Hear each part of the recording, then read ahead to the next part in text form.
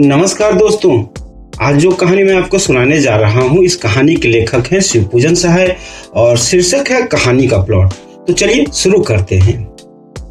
मैं कहानी लेखक नहीं हूँ, कहानी लिखने योग्य प्रतिभा भी मुझ में नहीं है। कहानी लेखक को स्वभावतः कला मर्मज्ञ होना चाहिए और मैं साधारण कलाविद भी नहीं हूँ, किंतु कुशल कहानी लेखकों के लिए एक प्लॉट पा गया हूँ। आशा है इस प्लॉट पर वे भड़कीली इमारत खड़ी कर लेंगे। मेरे गांव के पास एक छोटा सा गांव है। गांव का नाम भी बड़ा गंवारू है, सुनकर आप घिनाएंगे। वहाँ एक बूढ़े मुंशी जी रहते थे, अब वह इस संसार में नहीं है। उनका नाम भी बड़ा ही विचित्र था, अनमिल आखर अर्थ न जापू। इसीलिए उसे साहित्यिकों के सामने बताने से हिचकता हूँ। खैर, उनकी एक पुत्री थी जो अब तक मौजूद है। उसका नाम जाने दीजिए, सुनकर क्या कीजिएगा, मैं बताऊंगा भी नहीं। हाँ, क्योंकि उनके संबंध की बातें बताने में कुछ सहूलियत होगी, इसलिए उसका एक कल्पित नाम रख लेना जरूरी है। मान लीजिए उसका नाम है भगजोगिनी। देहात की घटना है, इसलिए देहाती नाम ही अच्छा होगा। खैर, आगे पढ़िए। मुंशी जी के बड़े भाई पुलिस दरोगा थे। उस जमाने में जब कि अंग्रेजी जानने वालों की संख्या उतनी ही थी जितनी आज धर्म शास्त्रों के मर्म जानने वालों की है। इसीलिए उर्दूदान लोग ही ऊंचे ओहदे पाते थे। दरोगा जी ने 8-10 पैसे का करीमा खालिक बारी पढ़कर जितना रुपया कमाया था, उतना आज कॉलेज और अदालत की लाइब्रेरियां चाटकर वकील होने वाले भी नहीं कमाते। लेकिन दरोगा जी ने जो कुछ कमाया अपनी जिंदगी में ही फूंक ताप डाला। उनके मरने के बाद सिर्फ उनकी एक घोड़ी बची थी, जो थी तो महज 7 रुपए की, मगर कान काटती थी तुर्की घोड़ों की। कमबख्त बारूद की पुड़िया थी। बड़े बड़े अंग्रेज अफसर उस पर दांत गड़ाए रह गए, मगर दरोगा जी ने सबको निहुआ नून चटा दिया। इसी घोड़ी की बदौलत उनकी तरक्की रह गई, लेकिन आखिरी दम तक वह अफसरों के घपले में न आए तो नहीं आए। हर तरफ से काबिल, मेहनती, ईमानदार, चालाक, दिलेर और मुस्तैद आदमी होते हुए वह दरोगा के दरोगा ही रह गए, सिर्फ घोड़ी की मोहब्बत से। किंतु घोड़ी ने भी उनकी इस मोहब्बत का अच्छा नतीजा दिखाया।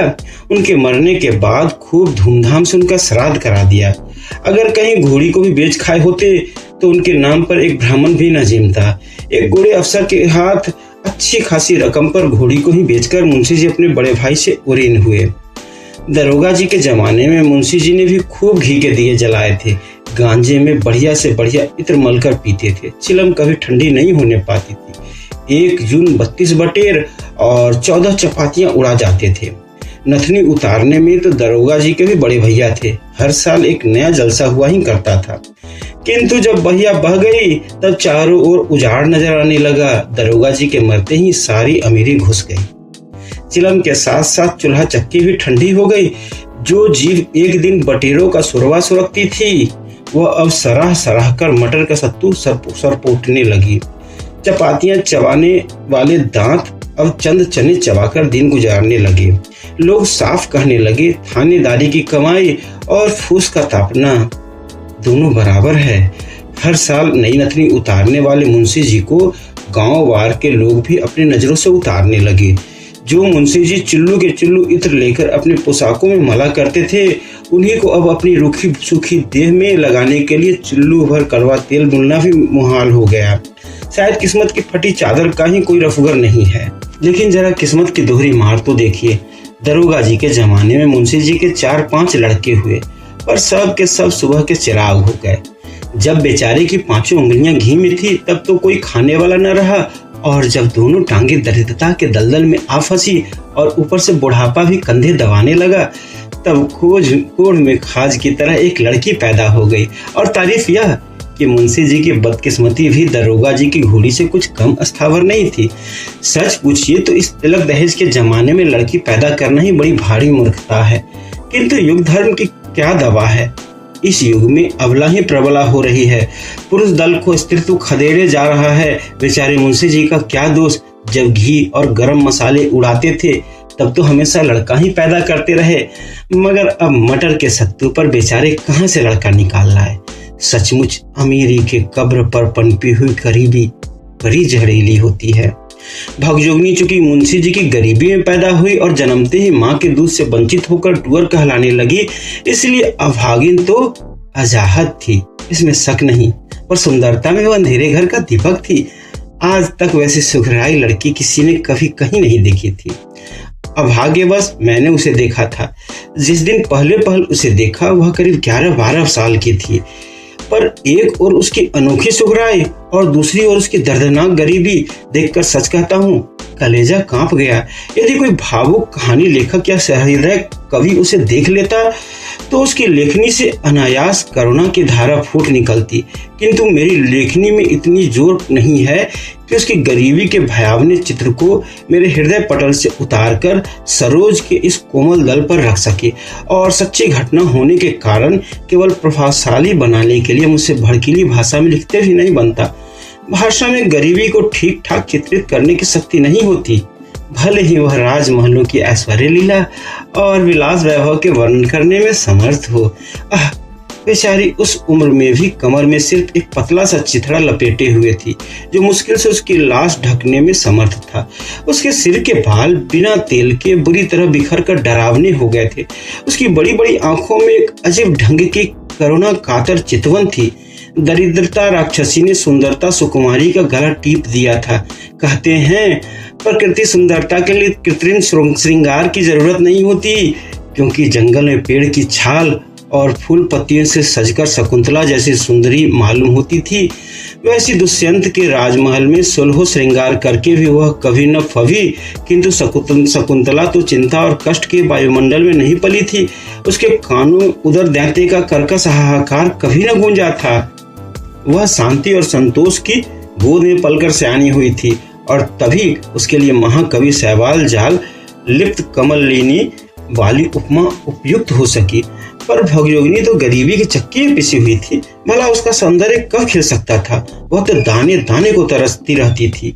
एक बित्ता कपड़े के लिए मुहताज थी, सिर में लगाने के लिए एक चुल्लू असली तेल भी सपना हो रहा था। महीने के एक दिन भी भरपेट अन्न के लाले पड़े थे। भला हड्डियों के खंडहर में सौंदर्य देवता कैसे टिके रहते। उस दिन मुंशी जी जब रो रो कर अपना दुखड़ा सुनाने लगे तो कलेजा टूक टूक हो गया। कहने लगे, क्या कहूँ साहब, पिछले दिन जब याद आते हैं तो गस आ जाता है। यह गरीबी की मार इस लड़की की वजह से और भी अखड़ती है। देखिए इसके सिर के बाल कैसे खुश और गोरख धंधारी हो रहे हैं। घर में इसकी माँ होती तो कम से कम इसका सिर तो जुओं का अड्डा न होता। मेरी आंखों की जोत अब ऐसी मंद पड़ गई कि जुएं सूझती नहीं, और तेल जो एक बूंद भी मयस्सर नहीं। अगर अपने घर में तेल होता तो दूसरे घर में जाकर भी कंघी चोटी करा लेती। सिर पर चिड़ियों का घोंसला तो न बनता। आप तो जानते हैं यह छोटा सा गांव है। कभी साल 6 मासे में किसी के घर बच्चा पैदा होता है तो उसके रूखे सूखे बालों के नसीब जागते हैं। गांव के लड़के अपने अपने घर भरपेट खाकर जो झोलियों में चवेना लेकर खाते हुए घर से निकलते हैं तो यह उनकी बाट जो होती रहती है, उनके पीछे पीछे लगी फिरती है, तो ही मुश्किल से दिन में 1-2 मुट्ठी चवेना मिल पाता है। खाने पीने के समय किसी घर के घर पहुंच जाती है तो इसकी ढीठ लग जाने के डर से घरवालियां दुरदुराने लगती हैं। कहाँ तक अपनी मुसीबतों का बयां करूं भाई साहब। किसी की दी हुई मुट्ठी भीख लेने के लिए उसके तन पर फटा आंचल भी तो नहीं है। इसकी छोटी उंगलियों में जो कुछ अट जाता है उसी से किसी तरह पेट की जलन बुझा लेती है। कभी कभी एक आध फंका चना चवेना के मेरे लिए भी लेते आती है। उस समय हृदय दो टूक हो जाता है। किसी दिन भर घूम घूम कर जब शाम को मेरे पास आकर धीमी आवाज से कहती है, बाबूजी भूख लगी है, कुछ हो तो खाने को दो। उस वक्त आपसे ईमानन कहता हूँ जी चाहता है गले फांसी लगाकर मर जाऊं या किसी कुएं तालाब में डूब मरूं। मगर फिर सोचता हूँ कि मेरे सिवा इसकी खोज खबर लेने वाला इस दुनिया में वह है ही कौन। आज अगर इसकी माँ भी जिंदा होती तो कूट पीस कर इसके लिए मुट्ठी भर चना चवेना जुटा लेती, किसी कदर इसकी परवरिश कर ले जाती। और अगर कहीं आज मेरे बड़े भाई साहब बरकरार होते तो गुलाब के फूल सी ऐसी लड़की को हथेली का फूल बनाए रहते। जरूर ही किसी राय बहादुर के घर में इसकी शादी करते। मैं भी उनकी अंधाधुंध कमाई पर ऐसी बेफिक्री से दिन गुजारता था कि आगे आने वाले इन बुरे दिनों की मुतलक खबर ही न थी। वह भी ऐसे खर्रास थे कि अपने कफन काठी के लिए भी एक खरमोहरा न छोड़ गए और अपनी जिंदगी में ही एक एक चप्पा जमीन बेच खाई। गांव भर से ऐसी अदावतें बढ़ाई कि आज मेरी इस दुर्गति पर कोई भी रहम करने वाला नहीं है। उल्टे सब लोग तानेबाजी के तीर बरसाते हैं। एक दिन वह भी था कि भाई साहब के पेशाब से चिराग जलता था, और एक दिन यह भी है कि मेरी हड्डियां मुफलिसी की आंच में मोमबत्तियों की तरह घुल घुल कर जल रही हैं। इस लड़की के लिए आसपास के सभी जवारी भाइयों के यहाँ मैंने 50 फेरे लगाए, दांत दिखाए, हाथ जोड़कर विनती की, पैरों पड़ा, यहाँ तक बेहया होकर कह डाला कि बड़े बड़े वकीलों, डिप्टियों और जमींदारों की चुनी चुनाई लड़कियों में मेरी लड़की को खड़ा करके देख लीजिए, सबसे सुंदर जचती है या नहीं। अगर इसके जोड़ की एक ही लड़की कहीं निकला है तो इससे अपने लड़के की शादी मत कीजिए। किंतु मेरे लाख गिड़गिड़ाने पर भी किसी भाई का दिल न पिघला। कोई यह कहकर टाल देता कि लड़के की माँ ऐसी घराने में शादी से इनकार करती है जिसमें न सास है, न साला, न बारात की खातिरदारी करने की हैसियत। कोई कहता है कि गरीब घर की लड़की चतुर और कंजूस होती है, हमारा खानदान बिगड़ जाएगा। ज्यादातर लोग यही कहते मिले कि हमारे लड़की को इतना तिलक दहेज मिल रहा है तो भी हम शादी नहीं कर रहे हैं, फिर बिना तिलक दहेज के तो बात भी करना नहीं चाहते।